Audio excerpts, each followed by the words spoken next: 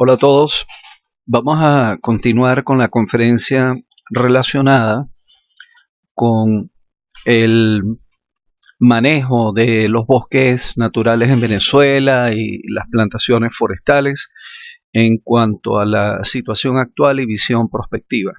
Esta es la segunda parte de la conferencia y aquí es donde voy a comentar las propuestas que yo tengo para, digamos que para este sector forestal en Venezuela. En primer lugar, hay que tomar en cuenta que todavía tenemos 53.4 millones de hectáreas de bosques en todo el país. Eso es más de la mitad del territorio de la nación. Los bosques están principalmente acumulados en la Guayana venezolana, pero al norte del río Orinoco pues todavía hay masas boscosas muy importantes en la mayoría de las cordilleras, como en la Sierra de Perijá, la Cordillera de los Andes, Cordillera Central, macizo de Turimiquire, y quedan muchos bosques todavía en los laterales de los ríos, o sea, bosques ribereños, ¿no? Y pues entonces tenemos que pensar qué vamos a hacer con todo esto y ver si retomamos la idea de que, eh, de que nos podamos autoabastecer de productos forestales para las necesidades del país y a la vez, por supuesto, de proteger y conservar estos ecosistemas para que sirvan prestando pues los diferentes servicios que surgen de dichos ecosistemas. En este momento, de acuerdo a lo que está decretado y de acuerdo a las cifras oficiales, tenemos 11.355.000 hectáreas de bosques decretados para el manejo forestal sostenible.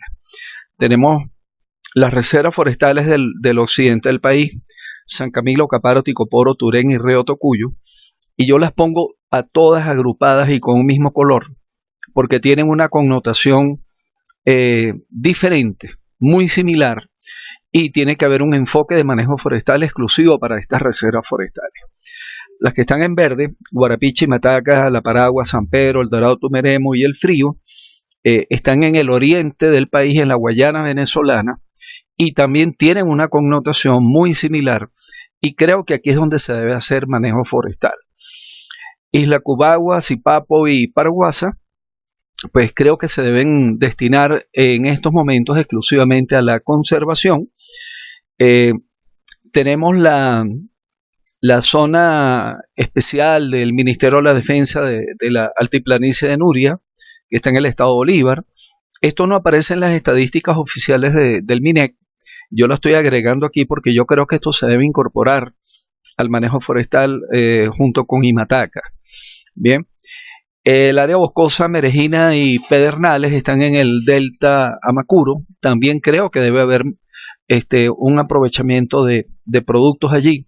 Ya les voy a explicar de qué se trata. Y hay otras 41 áreas boscosas bajo protección que abarcan casi 3 millones de hectáreas, que en mi opinión en este momento deben quedar para la conservación. Entonces, ¿qué ocurre en los llanos occidentales? Que la mayor parte de esas reservas forestales ya están invadidas y lo que hay es desarrollos agrícolas y desarrollos ganaderos. Esto es una imagen de satélite de la reserva forestal Ticoporo.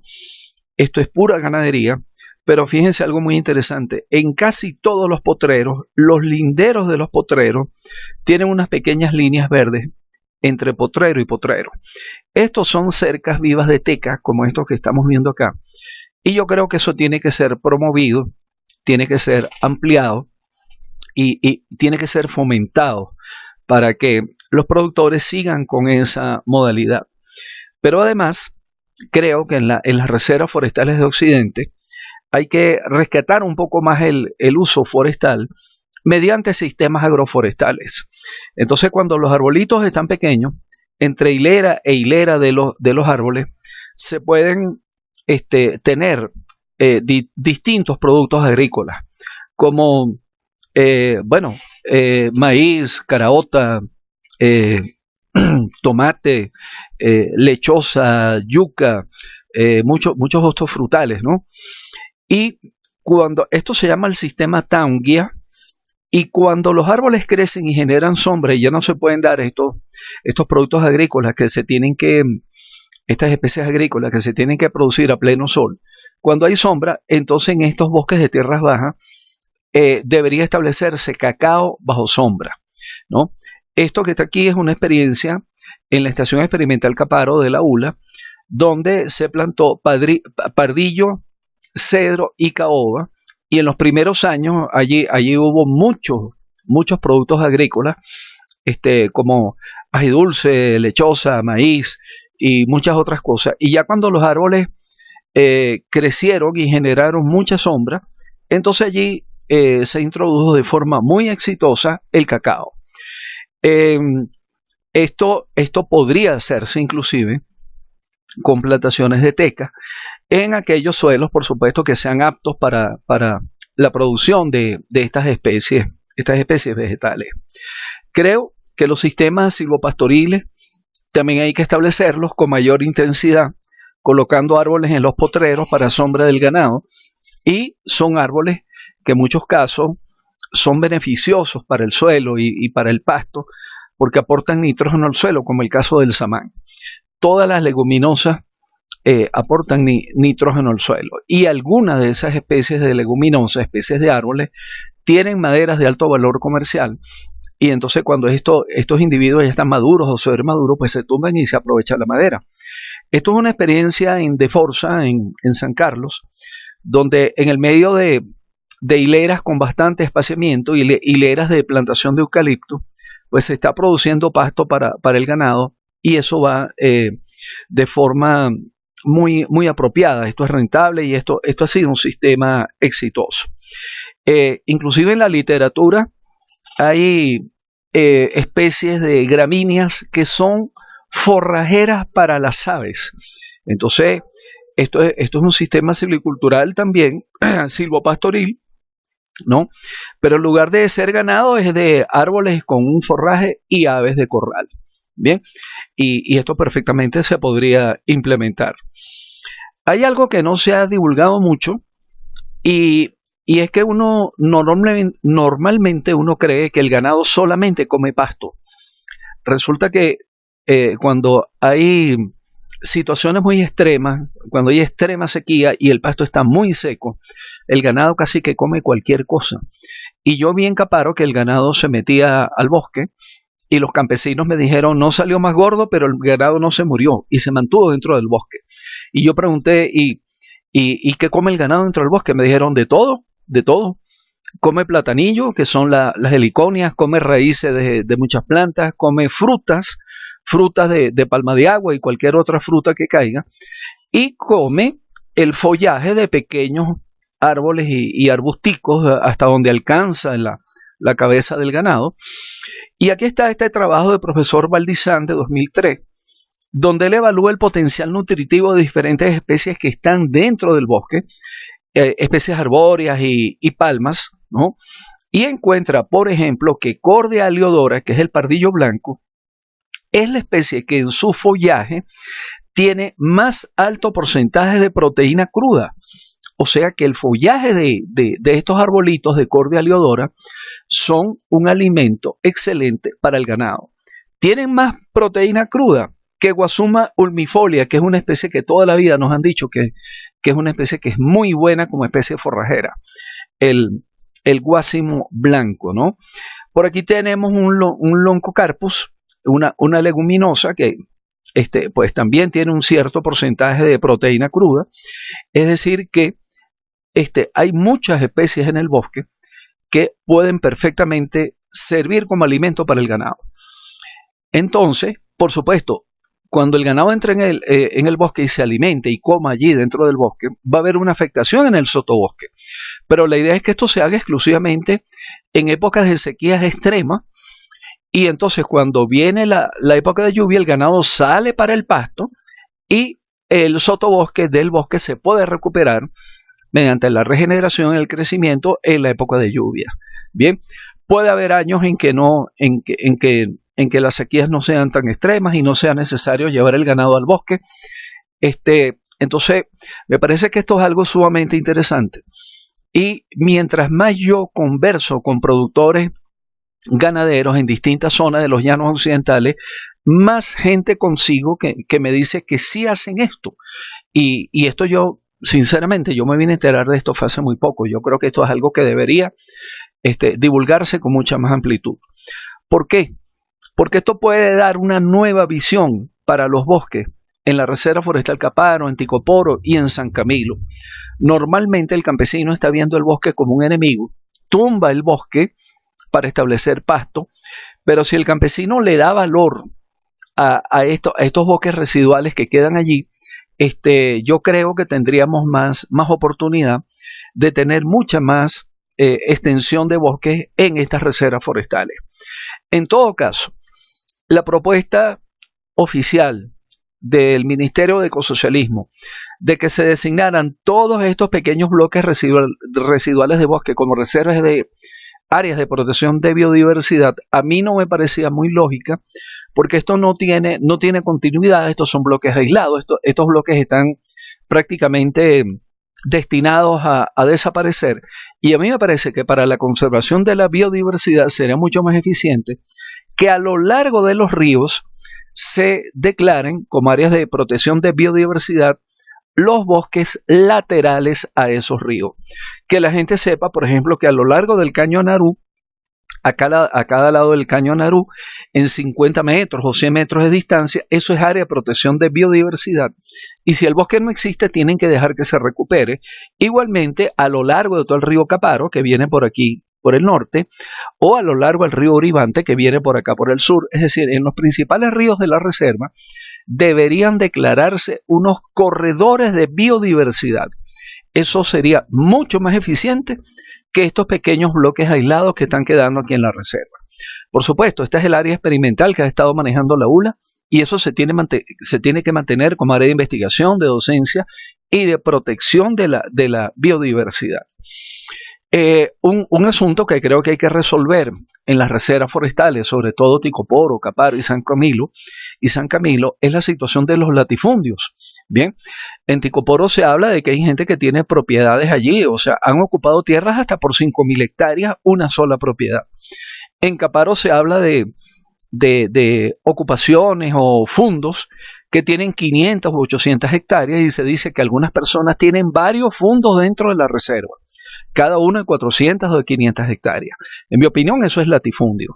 Bien, aquí por ejemplo, en este catastro que se hizo en Malabares 2, allí en Caparo, hay algunas parcelas de las originales, de los ocupantes originales, parcelas pequeñas de 20 o 30 hectáreas, pero hay otras parcelas sumamente grandes, parcelas de 200 o 300 hectáreas, como esto que está acá. Y a mí me parece que en todas estas reservas forestales, entonces tiene que haber una distribución más equitativa en la sociedad, porque esas son tierras de la nación, pues, y acabar con esos latifundios. En resumidas cuentas, yo creo que en las reservas forestales de Occidente debería recuperarse la función protectora en un 40% del área, fundamentalmente mediante corredores ecológicos o reservorios de biodiversidad, pero grandes, así como el de la Estación Experimental de la ULA, y también con áreas de bosque donde se permite el pastoreo, porque ese pastoreo solamente va a afectar el sotobosque, y los estratos superiores van a tener toda la diversidad, tanto de flora como de fauna típica de esos bosques. Esto sería un 40% del área, unas 270.000 hectáreas. Creo que hay que establecer plantaciones forestales densas, que cuando estén muy pequeñas tengan el sistema Taungia, y cuando estén grandes entonces tengan cacao o algunos otros productos beneficiosos que sean de beneficio para las comunidades bajo la cobertura de esas plantaciones. En este caso yo propondría un 15% del área, que serían 100.000 hectáreas entre todas estas reservas forestales, un 15% del área con sistemas silvopastoriles intensivos, mínimo 5 árboles por hectárea. Bien, esto daría unas 100.000 hectáreas, y otros sistemas agropecuarios puros, ¿no? Como siembras o potreros puros, que con un 30%, que serían 202.000 hectáreas. ¿Por qué estos sistemas agropecuarios puros? Porque de la noche para la mañana va a ser imposible que nosotros logremos convencer a los campesinos a que se pasen a sistemas agroforestales, algunos de ellos van a continuar con la ganadería, otros van a continuar con cultivos de maíz o yuca o parchita o cualquier otro cultivo de lo que ellos están produciendo, ¿no? Y, y eso, pues durante un tiempo eso se va a mantener, eso hay que entenderlo, ¿no? Entonces yo creo que en un horizonte de planificación de 5 o 10 años, pues todavía hay que prever que va a haber un 30% del área como sistemas agropecuarios puros, ¿ve? Y esto daría 202.000 hectáreas. Entonces, entre las plantaciones forestales densas y sistemas silviculturales intensivos, yo creo que se podrían a la larga producir 1.380.000 metros cúbicos de madera todos los años allí en estas reservas de Occidente. Fíjense que en ninguna parte estoy proponiendo aprovechamiento de madera en bosques naturales porque ya no existen. Los bosques naturales que queden allí tienen que ser destinados a la protección. El día de mañana, cuando vayamos a hacer aprovechamiento de madera, tiene que ser en plantaciones forestales o en sistemas silvopastoriles que se establezcan. Bien, ese creo que debe ser el futuro de las reservas forestales de Occidente. En el oriente del país, creo que entre Nuria, San Pedro, El Dorado, Tumeremo, El Frío, La Paragua y Mataca, Caura y Guarapiche, se pueden determinar 29 unidades de manejo que en total abarcarían 4.626.000 hectáreas.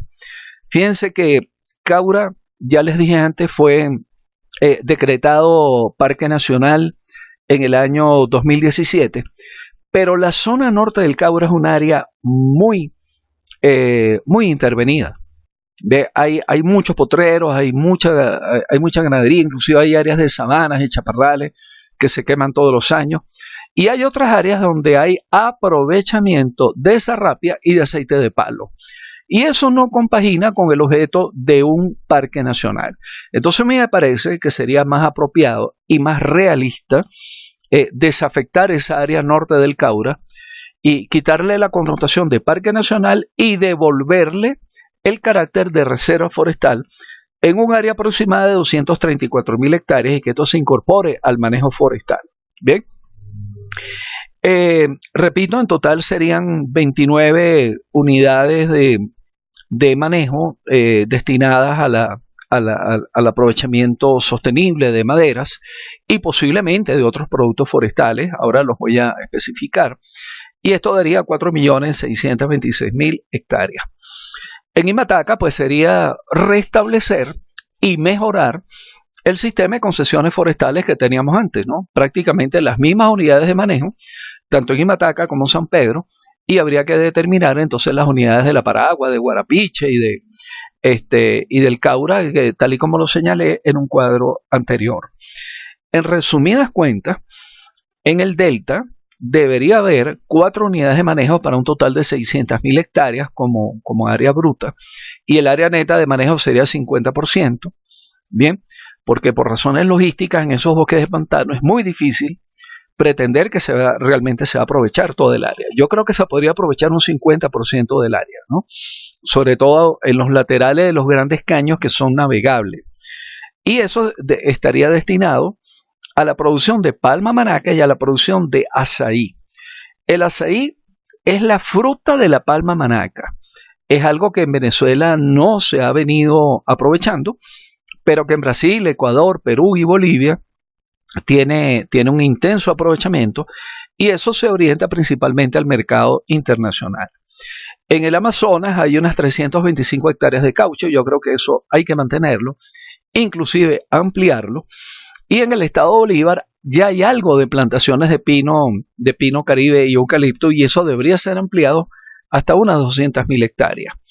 En bosques de tierra firme, como lo dije en el cuadro anterior, serían 4.626.000 hectáreas, y habría que establecer 374.000 hectáreas, creo yo, de sistemas agroforestales, primero como una barrera protectora en las afueras de las reservas que están más amenazadas por invasiones campesinas, y luego en áreas dentro de las reservas forestales que ya están invadidas, que ya tienen campesinos allí adentro y tumbaron el bosque o están tumbando el bosque para establecer ganadería y agricultura. Y eso está pasando en Imataca, en San Pedro, en el Caura, en La Paragua, en Guarapiche, o sea, en prácticamente todas las reservas forestales de Oriente y Guayana hay mucha ocupación campesina y hay áreas que ya están deforestadas. Y yo creo que eso se tiene que destinar a sistemas agroforestales. Esto nos daría, con este aprovechamiento de estas plantaciones que se van a establecer y el aprovechamiento de maderas en bosques naturales, más lo que van a producir los sistemas agroforestales, yo creo que se pueden llegar a producir 6.165.000 metros cúbicos de madera todos los años, ¿bien? Y esto, en cada una de estas propuestas, se van a producir todos estos empleos directos y creo que la cifra va a superar bastante los 15.000 empleos directos que se van a generar allá. Fíjense que antes estuvimos hablando del consumo aparente de la madera en Venezuela. Tuvimos una época en que en Venezuela se consumía 1 millón o 1,5 millones de metros cúbicos al año. En los últimos años eso ha bajado a 200.000 metros cúbicos aproximadamente.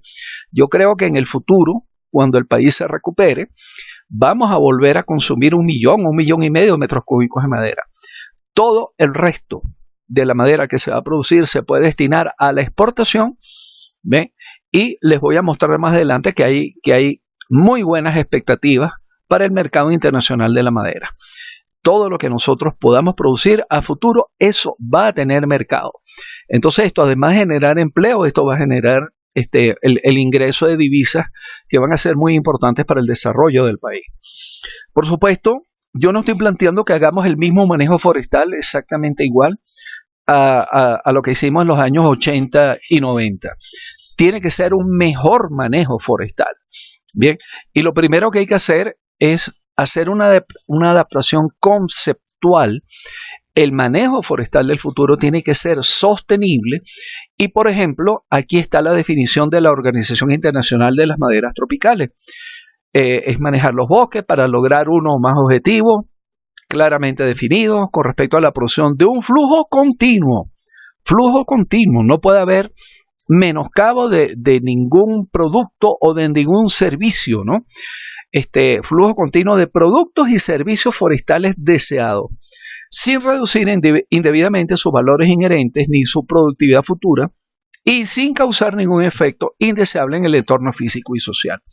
Palabras más o palabras menos, yo creo que hay que adoptar una muy buena definición de desarrollo forestal sostenible como para tener bien definido cuál es el norte, o sea, hacia dónde es que vamos.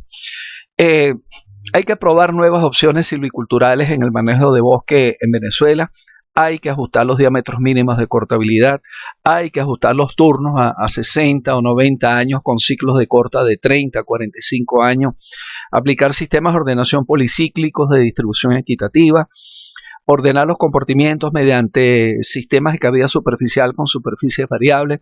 Estas son cosas que son muy detalladas desde el punto de vista técnico y eso se ve con mucho más detalle en la materia ordenación forestal. Bien, y obviamente no me voy a poner aquí a explicar todo lo que significa cada uno de estos aspectos, pero yo creo que en la parte de manejo de bosques naturales es imprescindible que optimicemos lo que vamos a hacer. Bien, establecer el aprovechamiento de ramas que de acuerdo a algunas experiencias podrían dar hasta un 20% más de volumen en cada uno de los bosques aprovechados. Aplicar técnicas de aprovechamiento de impacto reducido. Hay que cumplir la normativa laboral y mejorar la seguridad laboral para los trabajadores. Hacer adecuaciones industriales para un mejor aprovechamiento de la madera, ajustar los procedimientos administrativos, ejecutar proyectos de ecoturismo, promover proyectos de pago por servicios ambientales y de mitigación del cambio climático y venta de bonos de carbono, establecer correctamente los corredores ecológicos, sistemas agroforestales, promover el aprovechamiento de productos forestales no maderables, esto lo voy a explicar ahora con más detalle, incorporar las comunidades vecinas al manejo del bosque, promover la formación integral de los empleados, promover, favorecer y exigir la certificación forestal, recuperar áreas degradadas por minería y establecer el manejo experimental, el monitoreo y el sistema de información forestal. Bien, nosotros tenemos una deuda pendiente con la seguridad laboral dentro del bosque natural, dentro de las reservas forestales. Así es como están trabajando nuestros motosierristas, sin un casco que lo proteja, sin nada que le proteja los oídos o la cara, sin botas de seguridad industrial.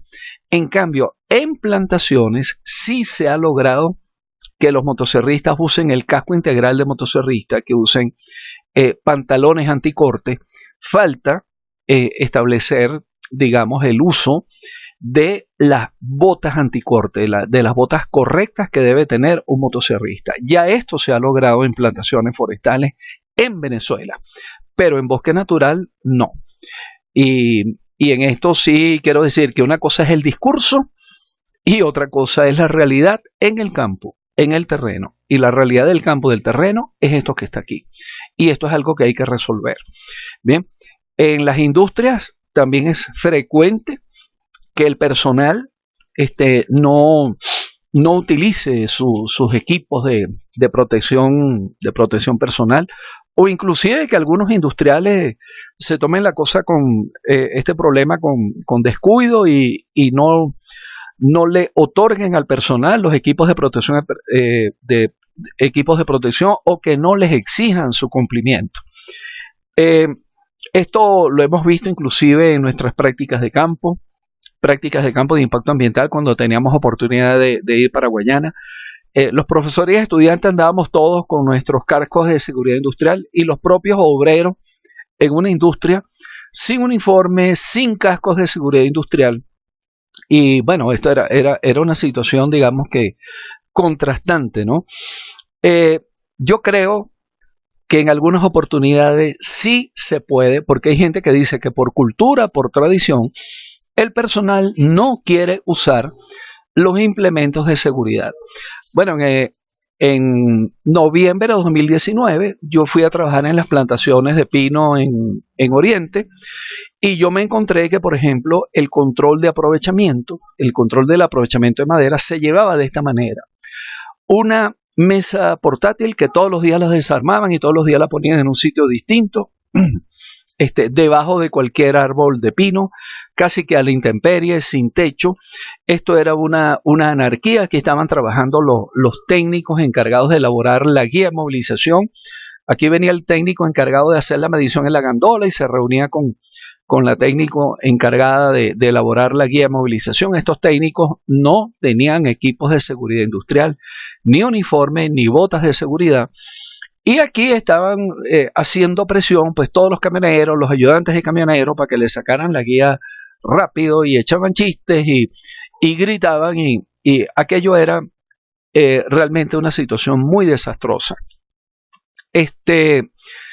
Hubo un problema, tengo que decirlo.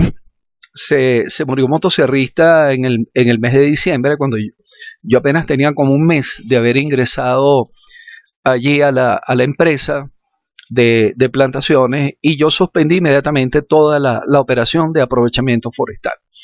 Exigí que todo el personal de Maderas del Orinoco tenía que tener su casco de seguridad y sus botas de seguridad, porque para yo poderle exigir al resto del personal de los contratistas y todo el resto de personal que operaba allí en las distintas labores, pues había que dar el ejemplo. Pues el propio personal de Maderas del Orinoco tenía que dar el ejemplo con sus equipos de protección personal, y esto se logró.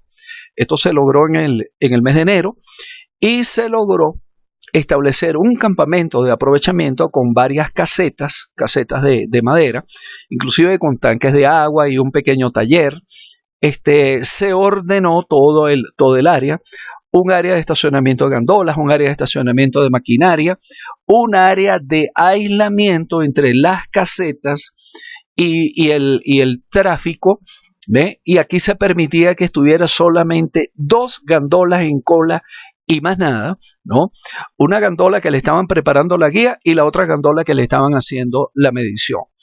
Y también pusimos la norma que en la caseta de control donde se elaboraba la guía, la única persona que podía ir allí era el gandolero, más nadie. Entonces allí estaban los 2 técnicos con un vigilante o un ayudante, y entonces sí se pudo, pues, sí se pudo, y se ordenó el asunto, ¿no? Entonces los propios empleados de Maderas del Orinoco pues trabajan de forma más confortable, bajo techo, en una caseta, correctamente sentado, con un termo de agua fría en alguna parte por allí, todos con su casco de seguridad. Bien, entonces esto es una demostración de que sí se puede ordenar el asunto. Ahora me voy a referir a la mitigación del cambio climático. Hay un mecanismo de financiamiento de mitigación del cambio climático que se llama Mecanismo de Desarrollo Limpio. Y allí se han invertido, bueno, en los últimos 20, 30 años, 415.000 millones de dólares. Y países como China han recibido 236.000 millones de dólares. Bueno, China solamente, perdón. La India, 60.000 millones de dólares. Pero algunos países latinoamericanos también han recibido grandes cantidades de dinero, ¿no? Brasil, 14.000 millones de dólares. México, 9.000 millones de dólares. Perú, 4.000 millones de dólares. Y Colombia, 4.000 millones de dólares. A ver, sí, estos son 4.000 porque por aquí la escala dice millones. Entonces estos son 4.000 millones de dólares. Venezuela no está en esta lista. Venezuela no ha recibido ni un solo dólar del mecanismo de desarrollo limpio. Bien, hay otra forma de financiamiento que son los proyectos RED. Reducción de emisiones por deforestación y degradación del bosque. En total, hasta el año 2020, se habían invertido 4.400 millones de dólares. Países como Brasil, un país como Brasil recibió 439 millones de dólares. Colombia casi 500 millones de dólares. Perú casi 1.700 millones de dólares en proyectos RED. México 753 millones de dólares. Venezuela tiene un solo proyecto donde apenas se han invertido 20.000 dólares. Y esto fue un proyecto autofinanciado por la empresa Maciza allá en las plantaciones de Oriente, y un proyecto donde la empresa tenía la intención de que por imagen corporativa ellos querían tener un proyecto RED aprobado, ¿no? De acuerdo a los requisitos de los proyectos RED. Así que eso fue un autofinanciamiento. Quiere decir entonces que Venezuela prácticamente no ha participado en proyectos RED. ¿Por qué ha ocurrido eso? Bueno, porque Venezuela se ha negado. Y en la Estrategia Nacional para la Conservación de la Diversidad Biológica 2010 se escribió lo siguiente, ¿no? Que el gobierno de Venezuela se opone a la mercantilización de la naturaleza y al capitalismo verde. Por eso es que nosotros estamos fuera, hasta ahora, de esos mecanismos de financiamiento de la mitigación del cambio climático.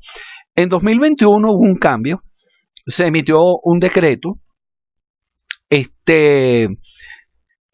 destinado a crear una comisión para asesorar al presidente de la República sobre la forma de inversión de los recursos del Fondo Verde del Clima.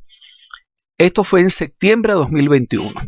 Hasta este momento, 2024, han pasado prácticamente 3 años y medio, y hasta este momento no hay ningún proyecto concreto en el campo que se esté ejecutando mediante este mecanismo del Fondo Verde del Clima. Aquí hasta ahora lo que hay son proyectos de fortalecimiento institucional. Bien, entonces creo que se le está dando vueltas al asunto, filosofando, conceptualizando, creando burocracia, y hasta ahora no hay ningún proyecto efectivo en el campo, que yo sepa, en el terreno. Bien, y lamentablemente, yo creo que sí es lamentable que el Fondo Verde del Clima exija que todos estos proyectos tienen que ser centralizados por la autoridad ambiental del país. Entonces, el procedimiento es que se hace una propuesta de proyecto, se lleva para el MINEC, y el MINEC tiene que entregar una constancia de no objeción, es decir, que el Ministerio de Ecosocialismo no objeta el proyecto, para que pueda seguir el trámite ante el Fondo Verde del Clima. Yo sé de proyectos que se han llevado al MINEC y hasta ahora no les han dado el certificado de no objeción. Entonces, realmente soy un poco pesimista en cuanto a la viabilidad de estos proyectos en Venezuela por la forma como se ha venido comportando hasta ahora el MINEC. Es algo así como que quieren tener todo centralizado, todo bajo su control, y si ellos no lo proponen, entonces no le aprueban a más nadie los proyectos. Es decir, yo creo que estamos en una situación realmente allí muy lamentable, ¿no? Porque seguimos en el limbo y hay millones de dólares disponibles en el Fondo Verde del Clima y no estamos logrando ningún financiamiento para eso. Bien, las emisiones de CO2 de Venezuela tuvieron unos máximos. Entre 2012 y 2014 llegamos a emitir 500 millones de toneladas cada uno de esos años. Luego vino una disminución sustancial. A mí me parece que esto es el reflejo de la crisis que vive Venezuela, crisis económica, industrial, comercial. Esto es el reflejo del colapso de la industria petrolera. En 2020 llegamos a 240 millones de toneladas de CO2 en total emitidos. Y yo creo que al comenzar una recuperación del país, en algún momento nuestras emisiones van a aumentar. Eso es lo que se espera, porque se tiene que reactivar la industria petrolera, se tiene que reactivar todo el aparato industrial y comercial del país, el desarrollo económico del país, la industria de la construcción. Entonces, al reactivarse el país, nuestras emisiones seguramente van a aumentar. Y aquí quiero destacar que esta gráfica yo la elaboré con datos de esta página web, climatewatchdata.org, pero los datos que se obtienen de esta página web indican que en el año 2020 se llegó casi a 240 millones de toneladas y hay un documento oficial elaborado por el gobierno que se llama la Contribución Nacional Determinada, publicado en 2021, donde dice que las emisiones fueron 240 millones de toneladas de CO2 y esas deben ser las emisiones de 2020. Entonces, por lo menos este dato oficial prácticamente está respaldando los datos que señala esta página web en este año. Eso es algo que hay que tener en cuenta. Y en segundo lugar, hay que tomar en cuenta que estas emisiones fugitivas son las emisiones que salen en los mechurrios de la industria petrolera y además son lo que emitimos por el concepto de la quema de gases en los hogares y en las industrias. Bien, y entonces, tradicionalmente, pues prácticamente han estado entre primer y segundo lugar estas emisiones de fugitivas con la deforestación, ¿no? Se han mantenido casi todos los años entre primer y segundo lugar estas dos fuentes de emisiones. Por aquí en 2016, pues la deforestación no fue tan importante, pero en 2020 la deforestación es prácticamente igual a las emisiones fugitivas. Bien, entonces, si tomamos las emisiones 2019, las emisiones totales 2019, que fueron 300 millones de toneladas de CO2, entonces uno se plantea cuántas plantaciones forestales hay que establecer para mitigar todo ese CO2 que se emitió a la atmósfera. Bueno, una hectárea de pino puede llegar a almacenar 250 toneladas por hectárea de CO2 y una hectárea de teca hasta 380 toneladas por hectárea de CO2. Si yo digo que los 300 millones de toneladas que emitimos en 2019 los voy a mitigar un 70% con pino y un 30% con teca, habría que establecer 840.000 hectáreas de pino y 236.000 hectáreas de teca. En total, 1 millón de hectáreas para mitigar la emisión de 300 millones de toneladas, que fue la emisión de un año. Entonces tengo que establecer 1 millón de hectáreas todos los años para mitigar estas emisiones de CO2. Bueno, esto es misión imposible. Bien, ningún país del mundo es capaz de plantar 1 millón de hectáreas al año. En Venezuela creo que lo que más se llegó a plantar fueron como 35.000 hectáreas allá en el proyecto de Pinos de Oriente. Realmente es misión imposible. Y como eso es misión imposible en todo el planeta, entonces se está hablando que emisiones netas cero, que es la neutralidad climática, significa reducir las emisiones en un 90% y dejar el 10% para compensarlo mediante sumideros naturales. Entonces nosotros como forestales podemos decir que si nos dan la responsabilidad de mitigar el 10% de las emisiones, bueno, podríamos decir, así sí, eso sí lo podemos hacer. Porque en lugar de plantar 1 millón de hectáreas todos los años, lo que vamos a plantar es 100.000 hectáreas todos los años. Es una meta que nunca se ha logrado en Venezuela, pero yo creo que en un país próspero, organizado y teniendo recursos suficientes, esa meta que yo sí creo que se puede cumplir. Pero hay otro asunto muy interesante. Bien, que la reducción de emisiones se traduce en lo que se denomina descarbonización de la energía. Y eso significa disminuir el uso de combustibles fósiles y aumentar las formas limpias y renovables de energía, como biocombustibles, hidrógeno renovable, energía solar, eólica, hidráulica y geotérmica. En los biocombustibles nosotros tenemos mucho que aportar. Nosotros podemos aportar allí buena parte de la solución de los biocombustibles que se orientaría a la reducción de las emisiones. Bien, ¿cómo los biocombustibles reducen las emisiones? Bueno, si nosotros colocamos una planta de producción, de generación de electricidad, esa planta para producir electricidad puede usar una caldera que se alimente con carbón o con madera. Por supuesto, cuando se queme el carbón o la madera en esa caldera va a haber emisiones de CO2, pero esas emisiones de CO2 son recogidas o son absorbidas por una plantación forestal.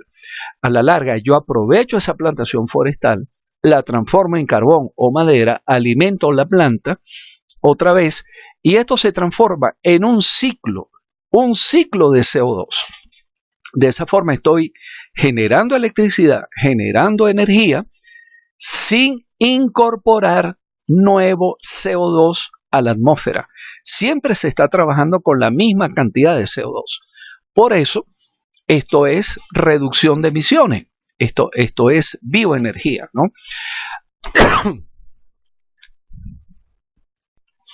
Bueno, un poco vinculado a la bioenergía, pero no necesariamente productos que se van a quemar en una caldera, o son los pellets y las briquetas. Por supuesto que los pellets y las briquetas también pueden alimentar una caldera, ¿no? Pero en muchos casos, esto lo utilizan en los hogares para calentarse durante el invierno. Entonces, en lugar de usar gas o estufas que funcionan a gasoil o funcionan con petróleo, pues esas estufas y esos sistemas de calefacción van a usar pellets que se obtienen de madera o briquetas que se obtienen de madera. Nuevamente, como esto se va a quemar o en una estufa o en una chimenea, esto es un ciclo relativamente cerrado porque las emisiones de CO2 de estos productos luego se van a recoger o se van a absorber en una plantación forestal con la cual yo voy a producir estos pellets y estas briquetas. Esto es un asunto muy interesante porque Brasil tiene cerca de 500.000 de hectáreas de plantaciones de merey y son uno de los líderes mundiales de producción del snack, del pasapalo de la semilla seca tostada del merey, que es algo delicioso. Pero este pseudofruto o pedúnculo, pseudofruto, eso es una pulpa muy jugosa, muy carnosa y muy jugosa, pero es muy astringente y es muy ácida.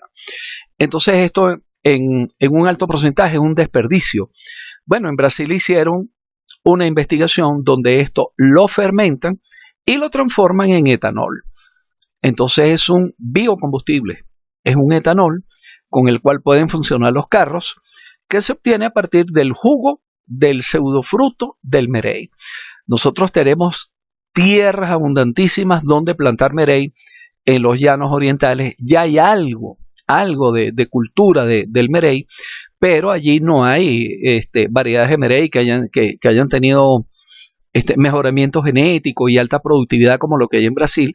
Y entonces esto es algo que tenemos que mirar hacia el futuro. En productos forestales no maderables hay algunas pequeñas experiencias y yo creo que esto es algo que tiene que aumentar enormemente hacia el futuro, ¿no?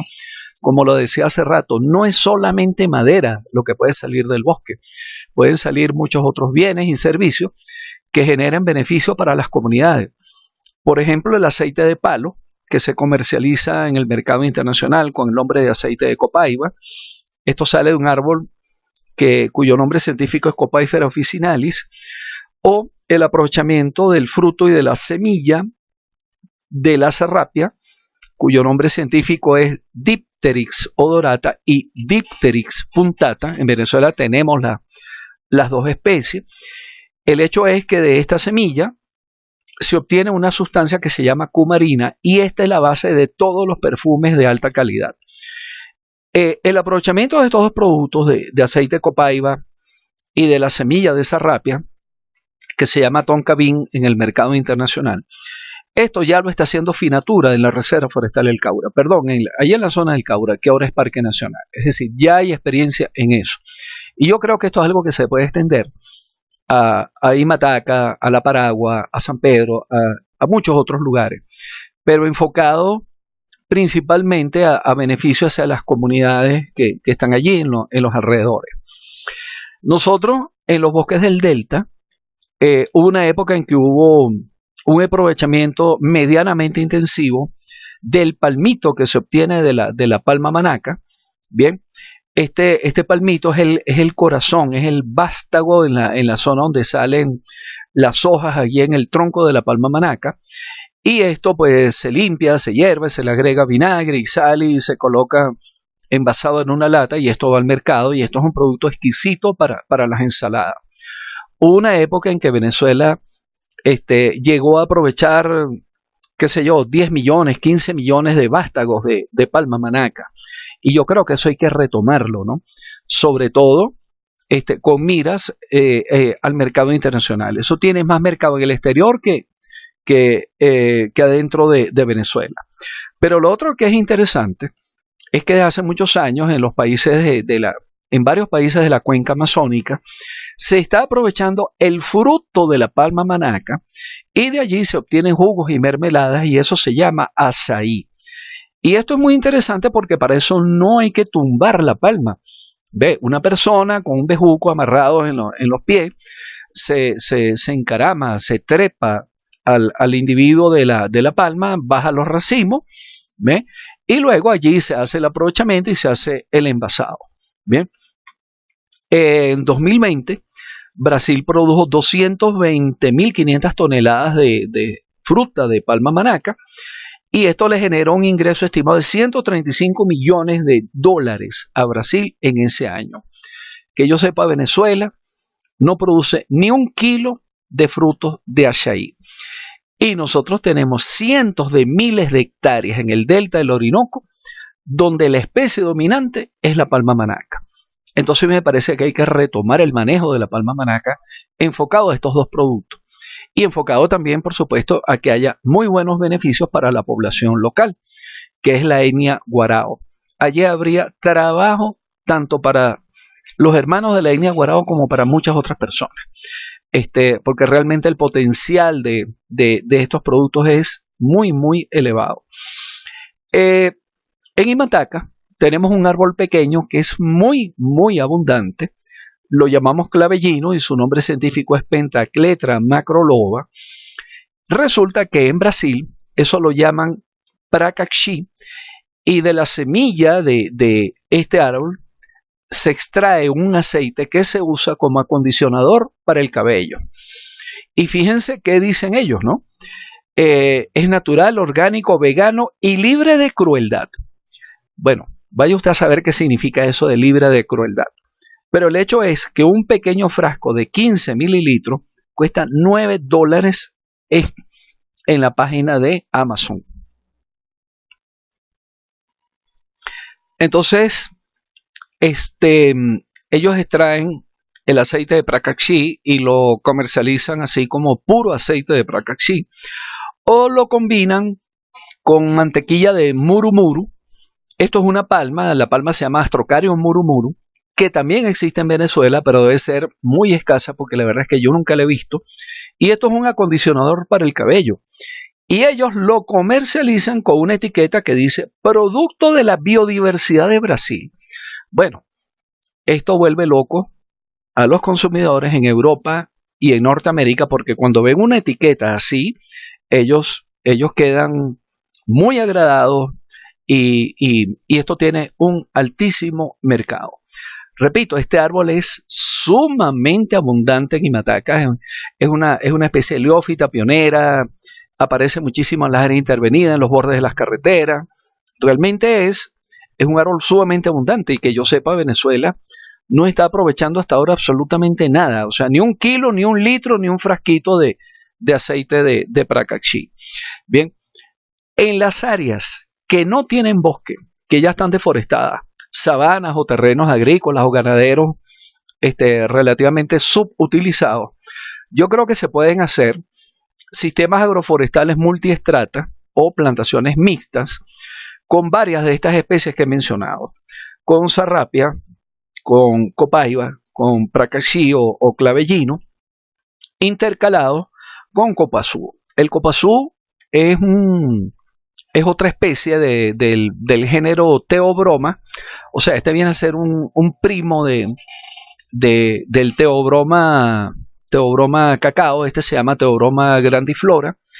Da un chocolate y un cacao muy parecido al otro, pero este es un poquito de menor calidad, pero no es despreciable. También tiene una alta comercialización. Entonces, los árboles más grandes serían de sarrapi y de copaiba. Habría un estrato intermedio con pracaxí y un estrato más bajo con copoazú. ¿Qué es lo interesante de este sistema? Que todos estos árboles van creciendo y nunca se van a tumbar, porque la idea de este sistema es que se aprovechen los productos forestales no maderables. Bien, se va a aprovechar la semilla de la sarrapia, el aceite de palo, el aceite de pracaxí, se va a recoger el copoazú para comercializarlo. Bien, entonces este sistema podría lograr financiamiento con proyectos de mecanismos de desarrollo limpio, del Fondo del Medio Ambiente, proyectos RED o proyectos de bonos de carbono. ¿Cómo funciona esto? Que si uno establece una plantación forestal y esa plantación forestal va creciendo, llega el momento en que una plantación cualquiera, por ejemplo, podría lograr 250 toneladas de CO2 por hectárea acumulado en la biomasa a los 35 años. Si esto lo valoramos para ofrecer bonos de carbono a un precio aproximado de $5 la tonelada, que se cree que a futuro se podría llegar a lograr ese precio, entonces en el año 10 se obtendrían $10, $100 por hectárea en esa plantación, en el año 15 200, en el año 20 600, en el año 25 1000, en el año 30 1150 y en el año 35 $1,200 por hectárea. Si yo mantengo esta plantación y nunca la tumbo, cada 5 años vamos a obtener $1,200 por hectárea por el concepto de venta de bonos de carbono. Cada 5 años se valoran los bonos de carbono y se puede cobrar esta cantidad, $1,200 por hectárea. Pero recuerden que todos los años se estarían recogiendo los productos forestales no maderables que yo les mencioné antes. El aceite de copaiba, el aceite de pracaxí, la semilla de la sarrapia para extraer cumarina y los frutos del copoazú, fruto y semilla de copoazú. Entonces, creo que esto es algo que habría que establecer en terrenos ya deforestados en la Guayana venezolana. Y todas esas son especies nativas. Ojo, allí no hay ninguna especie exótica. En líneas generales, para todas las plantaciones forestales que proponemos en Venezuela, hay tierra más que suficiente. Bien, en el año 92 hubo un decreto relacionado con un programa nacional de plantaciones forestales comerciales de uso múltiple que designó 21 áreas distribuidas en todo el país con un total de 9.160.000 hectáreas. Es decir, tenemos tierras más que suficientes que ya están decretadas para plantaciones forestales. Por supuesto, en cada una de esas áreas hay que llegar a un acuerdo con los pobladores, porque obviamente esas tierras no están desocupadas, esas tierras tienen gente allí y hay que llegar a un acuerdo con esos pobladores para que obtengan beneficios considerables, mejoramiento de su nivel de vida. Pero lo que quiero significar es que tenemos tierras disponibles. Tenemos que buscar la certificación forestal. Bien, hay personas que están en contra del manejo de las reservas forestales, pero ya en todo el mundo hay unos sistemas de certificación de manejo forestal sostenible. Esto empezó en el año 1985, ha tenido un crecimiento casi que exponencial, digamos los primeros 10 años, 12 años. Luego bajó un poco el ritmo, pero sigue creciendo. O sea, esta es la tendencia mundial, que los productos forestales que se van a comercializar tienen que tener un certificado de que el proceso fue sostenible. Y en este momento, para 2021, que fue el momento en que recogí estos datos, ya había 557 millones de hectáreas certificados en todo el mundo. Bien, Venezuela tuvo un proyecto certificado por la empresa Maciza en las plantaciones de Oriente. Creo que lograron certificar unas 90 o 100 mil hectáreas. Bien, hasta hace unos 4 o 5 años atrás. No conozco las razones, pero Maciza perdió el certificado FSC. Y de acuerdo ya a un reporte de 2019, Venezuela no aparece con ninguna hectárea certificada. En su momento, Smurfit también estuvo certificado por el FSC. Pero recuérdense que Smurfit fue expropiado, creo que hace como unos 10, 12 años, y se perdió pues todo el trabajo que habían hecho, ¿no? Y yo creo que hasta las plantaciones se perdieron y la planta de Mocarpel en San Felipe está colapsada, eso no produce absolutamente nada. Entonces, ¿qué es lo lamentable en todo esto? Que Venezuela fue líder en Latinoamérica en el sector forestal.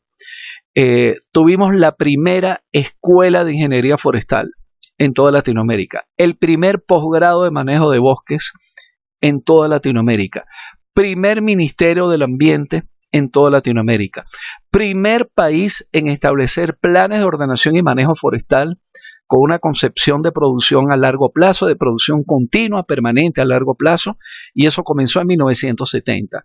Éramos los líderes en lo que se refería a conceptualización, diseño y ejecución en todo lo que tenía que ver con el sector forestal, tanto en manejo de bosques como en plantaciones. Hoy en día estamos peor que en la retaguardia. Bien, no tenemos planes de ordenación apropiados, adecuados, las plantaciones cada vez son menores y no tenemos ni una sola hectárea certificada. Realmente esto es una situación muy triste, pero es algo que tenemos que asumir y tenemos que plantearnos el reto de mejorar eso para el futuro, ¿no? Una empresa que logra el certificado exhibe con orgullo el sello de que su producto es certificado y es prácticamente una obligación de que lo exhiba para que el consumidor sepa que está comprando un producto que se generó mediante un procedimiento sostenible, ¿no? Y esto es en madera, en corcho, en envases de cartón para leche o para jugos y en papel bond, en lo que sea. Este es el símbolo del certificado, este pequeño arbolito que está aquí, este que está aquí, o este del PEFC, que es otro sistema de certificación. Bueno, para allá es para donde tenemos que ir. Bueno, y vamos a ver cómo está el contexto internacional, ya para terminar, porque hay unos países productores de madera y unos países consumidores. Entonces vamos a darle un pequeño vistazo a cómo está el mercado. Bien, de acuerdo a un informe de la Organización Internacional de las Maderas Tropicales en 2019, un país como Papúa Nueva Guinea, que tiene prácticamente como la mitad del territorio de Venezuela, en rolas, entre 2016, 17 y 18, cada año exportaron más de 3 millones de metros cúbicos de madera en rola. Malasia alrededor de, de 2,5 millones de metros cúbicos de madera en rola, Camerún 1,5 millones de metros cúbicos de madera en rola, y todos estos son países mucho más pequeños que Venezuela.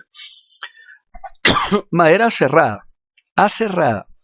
Tailandia explotó 2016, 17 y 18 cada año más de 4 millones de metros cúbicos de madera aserrada. Y Tailandia tiene la mitad del tamaño que tiene Venezuela. Malasia, casi 2 millones de metros cúbicos de madera aserrada. Quiere decir que hay un amplio mercado para los productos forestales. Quiero poner este ejemplo. Estas fueron las importaciones o el mercado japonés de contrachapado desde el año 2000 hasta el año 2018. Pongamos el año 2018. Japón consumió 6 millones de metros cúbicos de contrachapado en el año 2018, de lo cual Indonesia, Malasia e Indonesia cada uno aportó 1 millón de metros cúbicos de contrachapado a Japón en el año 2018. Para que ustedes vean el tamaño de ese mercado. Bueno, nosotros tenemos toda la madera del mundo en Imataca, madera blanda, apta para ser contrachapado, y yo creo que no exportamos ni 1 metro cúbico en este momento, a pesar de que hay un enorme mercado mundial para eso. Entonces, las opciones están abiertas. La OIMT estima que el consumo para el 2050 va a llegar a 4.300 millones de metros cúbicos. Y muchos países van a tener un balance negativo, es decir, que es más lo que demandan, es más lo que consumen que lo que ellos producen. Entonces ellos se van a ver obligados a importar. Como el consumo va a superar a la demanda, entonces buena parte del consumo se va a suplir con formas no sostenibles de producción. Y eso va a generar impactos negativos en la biodiversidad del clima, los ecosistemas y el bienestar humano. Quiere decir que el que tenga productos certificados sostenibles va a tener las puertas abiertas. Y estas son unas gráficas de ese informe de la OIMT, donde dice que para el año 2050 China va a tener un déficit cercano a los 400 millones de metros cúbicos de madera. Tanto madera en rola, madera cerrada, tableros contrachapados y tableros de partículas. Igualmente el sureste asiático, ¿no? Varios países de Asia, principalmente del sureste asiático. Entonces, las opciones están abiertas, pues. Las tendencias, según ese informe de la OIMT, dice que los bosques naturales van a continuar aportando materia prima, pero el aporte de las plantaciones cada vez va a ser mayor, pudiendo llegar a 70% en 2050. Ojo, no está diciendo que se va a prohibir el aprovechamiento de los bosques naturales, sino que las tendencias indican que las plantaciones están creciendo tanto que las plantaciones van a llegar a suministrar un 70% de la madera en el futuro para el año 2050. Los proyectos forestales tienen que ser más competitivos, tienen que ampliar la variedad de especies. Ojo con esto. ¿Cómo garantizamos variedad de especies? Con maderas del bosque natural, porque normalmente las plantaciones son monoespecíficas. Ahora hay mucha gente promoviendo las plantaciones mixtas, pero yo creo que en plantaciones mixtas, si acaso se podrán usar 5, 8 o 10 especies. Y en Venezuela no tenemos experiencia prácticamente con plantaciones mixtas, ¿no? Eso es algo que hay que afrontar en el futuro. Y hay que incluir ingresos procedentes del carbono y otros servicios ecosistémicos. Es decir, que los proyectos forestales del futuro no se pueden enfocar exclusivamente en producir madera. También tienen que ver los mecanismos de financiamiento del cambio climático para que sean competitivos, para que sean rentables, ¿no? Los proyectos tienen que mejorar la silvicultura y obtener una certificación. Hay limitadas posibilidades de expansión de las plantaciones en gran escala. Esto es a nivel global, ¿no? Porque ese no es el caso de Venezuela todavía. todavía nosotros tenemos demasiado territorio disponible para plantaciones, tal y como se los mostré en el decreto ese que asignaba 9 millones de hectáreas para plantaciones. Pues. Pero a nivel global estas son las tendencias, ¿no? Los pequeños propietarios, los sistemas agroforestales se convertirán en importantes productores para el futuro, ¿no? Yo creo que esto no hay que desecharlo en Venezuela, ya lo dije, me parece que ese es lo que deberíamos implementar en los llanos occidentales. Una especie como Zamanea samán se conoce en el mundo como rain tree, o sea, árbol de lluvia, es una especie muy, muy apreciado en la India y en muchos otros países de Asia. En India, eso se comercializa a un precio de 2.500 rupias por pie cúbico. Y al hacer las equivalencias, eso sería $1.156 por metro cúbico. Estas piezas de samán en estas condiciones, ¿no? Es una madera bellísima. La gente aprecia esta irregularidad del samán, el veteado, el color. Esto es algo realmente muy, muy apreciado. Y nosotros en Venezuela tenemos mucho samán y tenemos la posibilidad de manejarlo para que sea sostenible su aprovechamiento. Bien, esto es un gráfico interesante si uno lo sabe interpretar más o menos. Yo generé este gráfico con datos de este informe de la OIMT. Fíjense este tipo de cosas, ¿no? Lo que tiene asterisco es importación. Entonces, Japón importa rolas de teca a 2.200 el metro cúbico en rola. ¿Ven? República de Corea, importa rolas de caoba a $673 el metro cúbico. Esto no tiene asterisco, así que esto es exportación. Francia exporta balso aserrado a $24.236 el metro cúbico. Y uno se pregunta cómo es que Francia exporte balso si el balso es una madera tropical. Bueno, yo estoy seguro que Francia compra balso en rolas o en trozas muy grandes, o sea, en tablones o en vigas muy grandes, le hace un reprocesamiento y lo revende. Porque lo que pasa es que el balso es una madera muy blanda y su principal mercado son las maquetas que elaboran los arquitectos. Y las piezas para hacer esas maquetas tienen que ser cortadas con instrumentos de muy alta precisión. Quien tiene esa tecnología es Francia. Fíjense que Brasil exporta balso también, pero a 6.394 metros cúbicos cerrado. Brasil debe estar sacando piezas muy grandes, muy ordinarias de balso, que a lo mejor van a Francia. Francia lo compra en este precio, lo procesa y lo vende a $24.000. Así funciona el mercado. La teca aserrada en Corea la pagan a $4.159 el metro cúbico. Y esa es la información que me dan algunos amigos en España, que la teca en España aserrada más o menos tiene ese precio, entre $4.000 y $5.000 el metro cúbico aserrado en España. Bien, las chapas de caoba en Corea, una variedad de caoba, las pagan a $61.110 el metro cúbico de esas chapas. Y de teca, las chapas de teca las pagan a $10.362 el metro cúbico. De Dalbergia, que es una madera muy fina que existe en Brasil, yo no la he visto en Venezuela, esas chapas las pagan a $5.650 el metro cúbico. Algunas de las especies naturales de los bosques de la Guayana venezolana, como el purgo aserrado, se exporta, por ejemplo, Guyana lo exporta a $680 el metro cúbico. La mora, que también lo tenemos en la Guayana venezolana y lo tiene Guyana, lo exportan a $550 el metro cúbico. El pino caribe de primera calidad en las islas del Caribe se vende en $350 el metro cúbico aserrado. O sea, un precio muy bajo en comparación a maderas del bosque natural como el purgo y la mora. ¿Por qué el pino tiene un precio tan bajo? Bueno, porque es amarillo, porque es amarillento, tiene muchos nudos, bien, aun cuando sea de primera calidad, o sea, no llega a la calidad de estas maderas de bosque natural de la Guayana venezolana.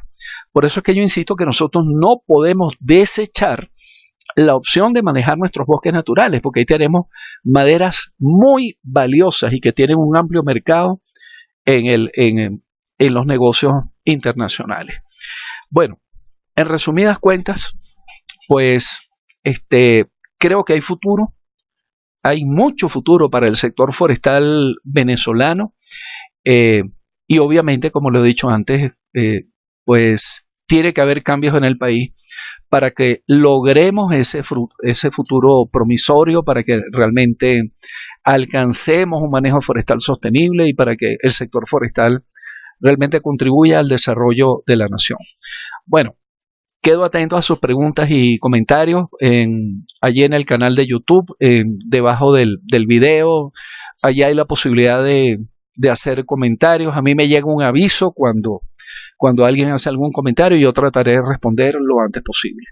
Entonces, espero sus opiniones o sus inquietudes. Bien, muchas gracias por su atención.